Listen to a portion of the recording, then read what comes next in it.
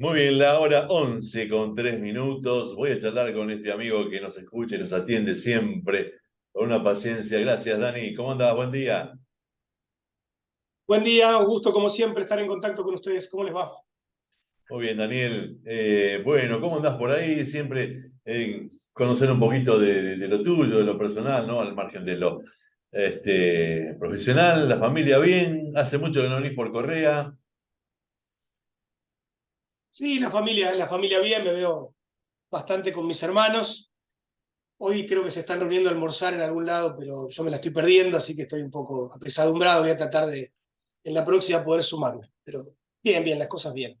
Con mucho trabajo, de alguna manera en algunos aspectos en lo personal y sobre todo en lo laboral, como que recién algunas cosas están normalizándose, volviendo a la normalidad como era antes de la pandemia en este año, ¿no? El año pasado, por supuesto, fue un año de presencialidad plena, pero como todo periodo de transición, al menos en mi trabajo sobre Pero todo, es ¿cómo andás por complejo. ahí? Siempre. Daniel, mucho que no venís por Correa. Sí, debe ser un par de meses. Además que tuve un viaje al extranjero en el medio, Ajá. así que sí, debe ser un tiempito que no voy por allá. Bueno, ¿se extraña en algún momento de tu vida? Decir, oh, Correa, ¿cómo estará? Al- Sí, se extraña, claro que sí, se extraña el lugar y sobre todo se extrañan los afectos.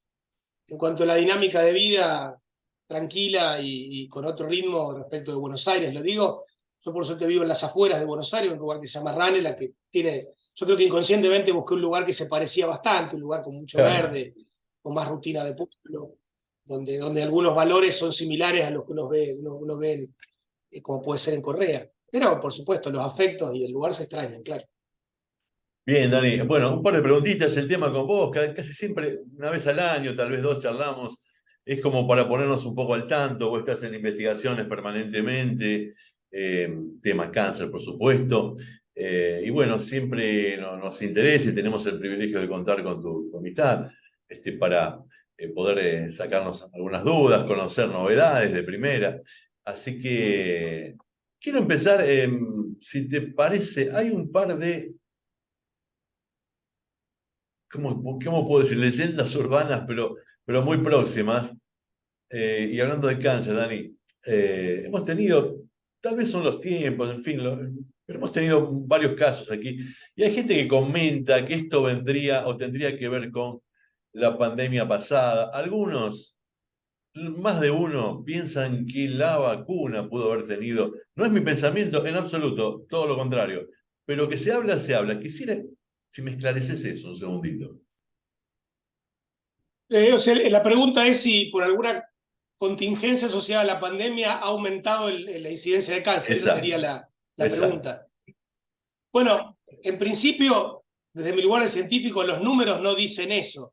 O sea, Argentina tiene un número de cáncer, un número de casos de cáncer nuevos por año que ronda los 130.000 o un poco más. Esos números son relativamente estables.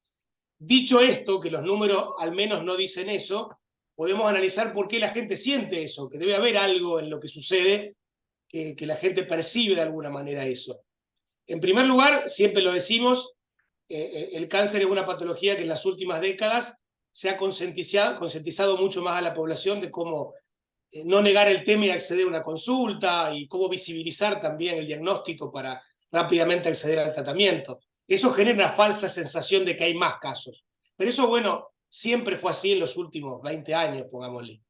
En relación a la pandemia, lo que puedo decir es que durante estos 3 años y sobre todo los años de pandemia más fuerte, obviamente algunas atenciones médicas, ya sea consultas periódicas o diagnósticos, se han desfasado.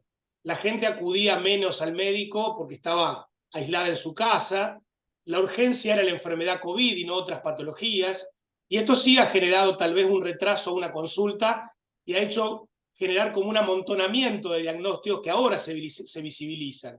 Y es porque durante 2 años probablemente esos diagnósticos no ocurrieron en el momento oportuno cuando tendrían que haber ocurrido. Es como que hemos amontonado casos que deberían haberse distribuido a lo largo de estos últimos 3 años. Pero no es que haya más casos de cáncer en términos absolutos. En Claro. todo caso, lamentablemente, se han postergado algunos diagnósticos y se nos amontonan ahora en la atención médica. Respecto de Claro. las vacunas, lo mismo que dije para la cuestión general, no hay ningún número que indique que la vacunación contra COVID tenga que ver con esto. Sí hay que decir que la propia patología, el COVID, es una enfermedad respiratoria muy inflamatoria y obviamente la vacunación, o sea, el lograr la inmunidad contra ese bicho difícil que fue el SARS-CoV-2, es una inmunidad que paga como precio una respuesta inflamatoria importante. Obviamente es mucho mejor que enfermarse gravemente, lograr la inmunidad a través de la vacunación. Pero lo que se está viendo son esos fenómenos inflamatorios residuales que deja el COVID. No es que tenga la culpa la vacuna, sino que en Sí, sí. realidad es el precio que paga nuestra inmunidad para defenderse de ese virus, que es un virus muy especial, no es un virus respiratorio común y corriente. No sé si te acordás que los casos más graves, cuando hubo unas primeras muertes, que fue realmente un momento muy difícil, eran Sí. no tanto por el germen, por el virus en sí, sino por la respuesta inflamatoria tremenda que se generaba en los pulmones y que comprometía severamente la capacidad respiratoria de los pacientes, sobre todo aquellos de más edad o con una condición de salud asociada. Pero vinculación al cáncer no en lo inmediato, no en lo Lo inmediato. De hecho, desmentimos te lo diría al revés. absolutamente. Está bueno. Bueno, Está bueno por lo menos yo no para lo estoy admitiendo. quitarnos. Los números no están diciendo eso. Claro, Como claro, científico yo tengo que no es lo que yo creo. Los números no están diciendo eso. por supuesto. Se ha mantenido, lamentablemente, no bajó ni subió, se sigue manteniendo una incidencia relativamente medio alta de cáncer como siempre ha tenido nuestro país. Daniel, Ahora incluso te digo algo al revés, de lo que hace el COVID en la inmunidad, en la inflamación. De hecho, estamos aprendiendo algunas cosas que por ahí le podemos sacar provecho a trasladar el conocimiento a otras patologías como podría ser el cáncer, ¿no? Como aprender a cómo operar sobre la inmunidad y cómo sacar provecho de la inmunidad. Te lo digo específicamente porque la gran revolución médica en oncología de los últimos años, de los últimos 10 o 15 años, son los avances en inmunoterapia del cáncer, ¿no? Con lo cual, toda información que mejoremos en torno de aprender a modular la respuesta inmunológica del paciente, bienvenido sea. Daniel, la parte anímica de una persona, estamos viviendo en tiempos muy difíciles, lo económico, la inseguridad, etcétera, pone a mucha gente en estado de pánico, en estado de temores, en depresión, en casos de problemas económicos, etcétera. Todo eso, comúnmente, otra leyenda por ahí, decime si es cierto o no, te dice alguien que, bueno, en ese sentido bajan las defensas y estamos más propensos a todo tipo de enfermedades. ¿Eso científicamente es correcto? A ver, si lo hablamos en relación específicamente al desarrollo de cáncer, o sea, el cáncer del adulto, que es el más prevalente, en primer lugar tenemos que decir que no hay un vínculo directo entre el estrés, la depresión, demás, un vínculo directo con los mecanismos biológicos, moleculares que llevan al desarrollo de cáncer. Pero que no haya un vínculo directo no quita que podamos analizarlo como un factor más en una enfermedad compleja y multifactorial como es el cáncer. A veces lo que uno ve es que un paciente tenía en su cuerpo una enfermedad neoplásica larvaria, un tumor que se estaba generando por otros factores, los que sean, medioambientales, infecciosos o los que sean, y un desencadenante vinculado a, como vos decías, depresiones, estrés, siempre hablando de sostenido, ¿no? No que estoy nervioso un día, sino que un proceso complejo, depresivo o un trastorno psicológico muy serio de mediano o largo plazo, no podemos negar que no pueda ser un desencadenante de esa enfermedad larvaria y que motive al paciente a consultar y así diagnosticar el cáncer. Pero para que quede claro, ese episodio psicológico, o como quieran llamarlo, no es la causa primaria. La causa primaria probablemente reside en otros factores que han venido jugando sobre ese cuerpo durante probablemente los 15, 20 años anteriores. Espero haber sido claro, estoy Sí, sí, diciendo, sí, no de sí. manera directa, Sí, podemos sí. descartar como un desencadenante final, que no implica que sea la causa directa, ¿no? Perfecto. Dani, cuando acordamos esta charla, yo te estaba comentando, había aparecido una publicación en distintos medios del país y del mundo, diría, porque lo he visto en medios europeos, que habría grandes esperanzas o que al fin habrían encontrado una terapia. Hablan de vacuna, no sé si eso es lo correcto. Me refiero específicamente al cáncer de páncreas. ¿Qué hay de cierto? Sí, sí, estuve leyendo sobre los resultados científicos de ese. Fue un protocolo clínico muy chiquito, muy exploratorio, como decimos en la clínica, de fase 1, que es simplemente para ver factibilidad, seguridad, no tanto para ver efectividad de la nueva terapia. Pero sí, hay muchas expectativas y cáncer pancreático en particular sigue siendo, así como ha habido grandes avances en muchas otras variantes tumorales, cáncer pancreático, tal vez junto con los tumores cerebrales, con algunos tumores de pulmón, siguen siendo patologías difíciles de tratar, donde no ha habido grandes mejorías, como se ha visto en otras variantes tumorales, en términos, por ejemplo, de respuesta terapéutica o sobrevida. En este ejemplo de este protocolo nuevo de cáncer pancreático, en realidad lo que se ha probado es una nueva forma de despertar la inmunidad en los pacientes con cáncer pancreático, utilizando una herramienta que se desarrolló en las vacunas de COVID. Por eso te decía, lo comentaba recién, la herramienta para desarrollar esa especie de... A mí no me gusta llamarlo vacuna porque sería una vacuna terapéutica, no Claro, es preventiva. exactamente. Pero esta vacuna, entre comillas, para cáncer pancreático, se utiliza el sistema de RNA que se utilizó para ciertas vacunas que se emplearon durante la pandemia. Y fue una tecnología que estaba en los laboratorios y se desarrolló a los ponchazos para rápidamente responder a la pandemia, y que esos avances rápidos que se dieron obligados por la pandemia ahora son herramientas para manejar la inmunidad o tratar de manejar la inmunidad en la forma de una vacuna en pacientes con cáncer.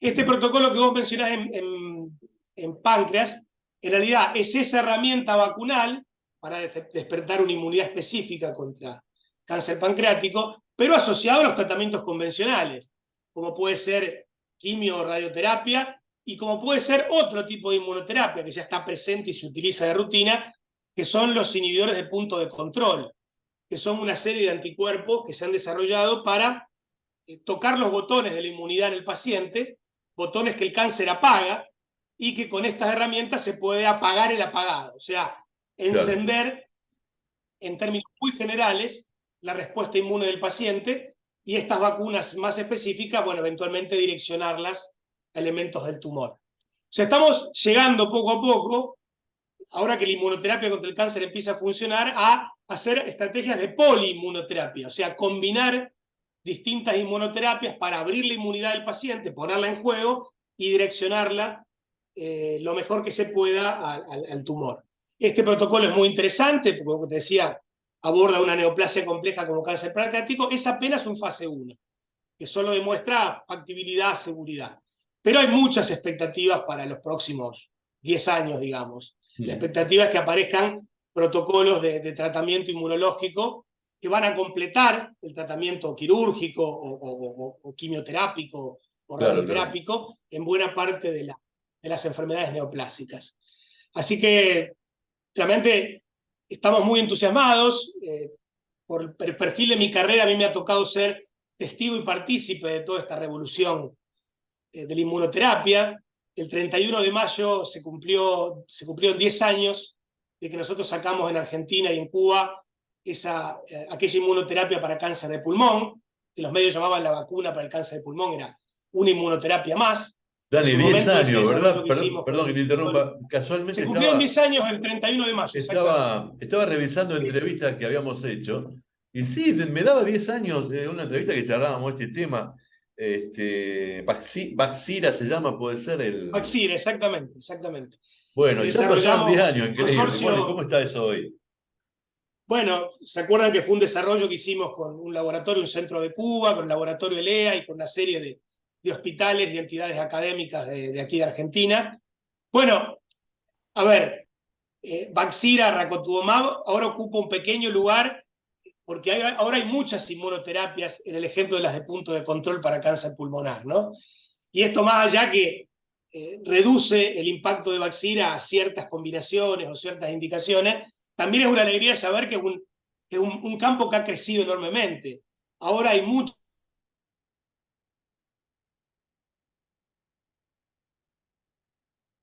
Bueno, ahora tengo un pequeño corte, no sé si el doctor Alonso me estará ahora escuchando. Bueno, Dani, disculpa, se había ¿Me cortado. perdieron? Se cortó ¿Me un perdieron? segundito. Ahí estamos, por suerte. No, bueno, lo que estaba diciendo simplemente que 10 años parece mucho tiempo, pero es muy interesante, muy sorprendente, muy bueno que en 10 años hayan aparecido tantas cosas nuevas en este tema, ¿no? Así que, en el fondo es una alegría que todo esto esté pasando. Grandioso. Daniel, este tipo de enfermedad, yo recuerdo aproximadamente una especie de ranking, digamos, por llamarle de alguna manera, de cánceres, tumores, en fin. Teníamos pulmonar, teníamos de colon, las mujeres de mama De mama, por especialmente, supuesto, de próstata. Lo próstata. que pasa es que ahora en el inconsciente colectivo no los decimos primero, a pesar que son de los más frecuentes, porque se curan o se Verdad, tratan una buena parte, ¿no? verdad. Daniel, Pero estamos rodeados de ¿cómo, gente que afortunadamente o se cura o le pelea la enfermedad, por suerte. claro, digamos, cómo están estas patologías especialmente? Digamos, ¿hay algo nuevo? Seguimos hablando de prevención, obviamente. No, lo nuevo pasa por lo que estamos hablando, ¿no? La posibilidad de la erupción de estas inmunoterapias y aprender a combinarlas de la mejor manera con los tratamientos convencionales para cada variante tumoral.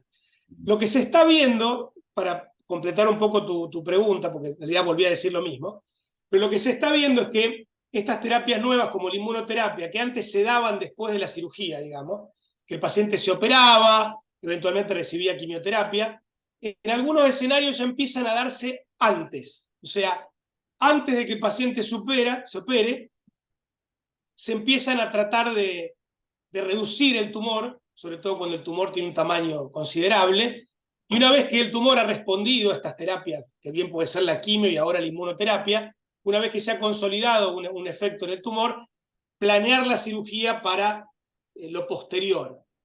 En la jerga nuestra, ese tipo de abordaje se lo llama neoadyuvante, o sea, es la adyuvancia nueva, la adyuvancia que se da antes de la cirugía para que la cirugía sea como el colofón de la resolución de la patología. Este es un cambio paulatino, no se aborda en todos los casos, pero si tengo que resumirlo, es una tendencia que se está viendo.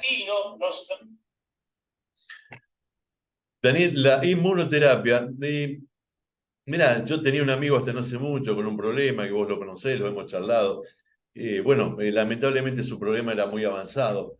Pero uno de los últimos viajes que hizo a Buenos Aires a consultar especialistas, este, se vino muy contento con lo que había hablado, recuerdo una de mis últimas charlas, respecto a la inmunoterapia. Él tenía unas esperanzas grandísimas, pero bueno, obviamente era un caso prácticamente sin solución.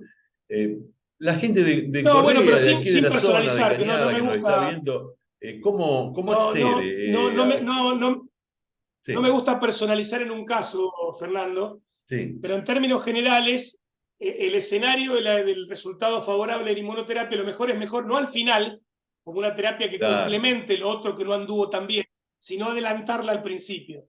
Esto hace 10 años probablemente era impensado, ¿no? exacto, Dani. No, bueno, lo personalicé pero lo destaqué, ¿no? Que era un caso lamentablemente difícil, o no difícil, imposible prácticamente.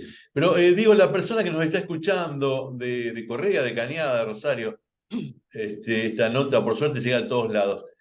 ¿Hay especialistas directamente en inmunoterapia? ¿Cómo se accede? Más allá de que hay especialistas en inmunoterapia, inmunología del cáncer, en realidad lo bueno que está ocurriendo es que el oncólogo clínico está incorporando a la batería de medidas terapéuticas que maneja la inmunoterapia. Con lo cual, poco a poco, todo oncólogo tiene en su menú de ofertas terapéuticas la posibilidad para ofrecerle al paciente estas alternativas inmunoterapéuticas. Lo que pasa que en la medicina y especialmente en la oncología, los médicos con los hallazgos que vamos obteniendo de los estudios clínicos, vamos generando menús de tratamientos, protocolos consensuados y con evidencias de vida para ordenar el tratamiento para cada tipo de cáncer.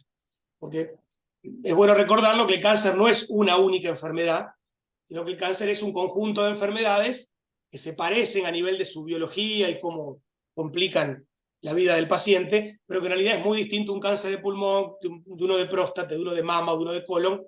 Cada cáncer tiene un abordaje diagnóstico, una forma de tratarse y tiene un protocolo terapéutico para cada momento de la enfermedad respectiva.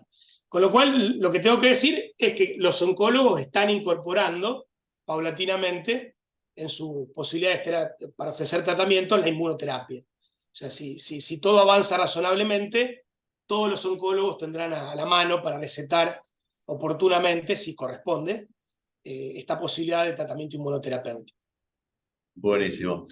Bien, Daniel, vamos, redondeando, sé que tenés algunos minutitos nomás y ya estás laburando, así que, a ver, algo que no te pregunté, alguna novedad que sería interesante saber, y si no, bueno, un mensaje, ¿cómo estamos hoy con respecto a esta enfermedad? No, Sí, sí, puedo aprovechar estos minutos, Fernando, sí, para hablar de alguna orientación que tenemos nosotros en nuestra línea de trabajo, y que por ahí se relaciona a todo lo que vengo diciendo también de inmunoterapia, y es que nosotros con nuestro grupo, y siempre tratando de hacer investigación de laboratorio bien proyectada a la aplicación médica, a la aplicación hospitalaria, hemos estado trabajando mucho en lo que es el reposicionamiento de drogas.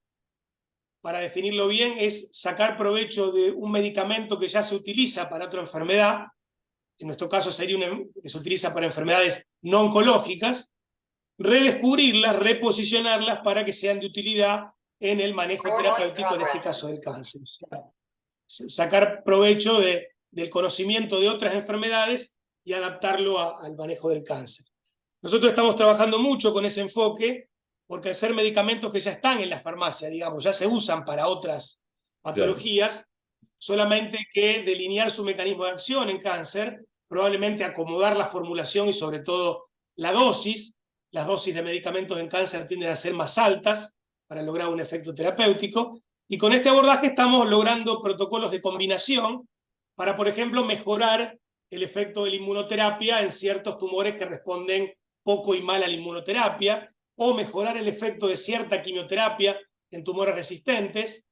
Al combinarlas de estos medicamentos conocidos y aportar esos mecanismos, podemos sacar provecho del resultado terapéutico.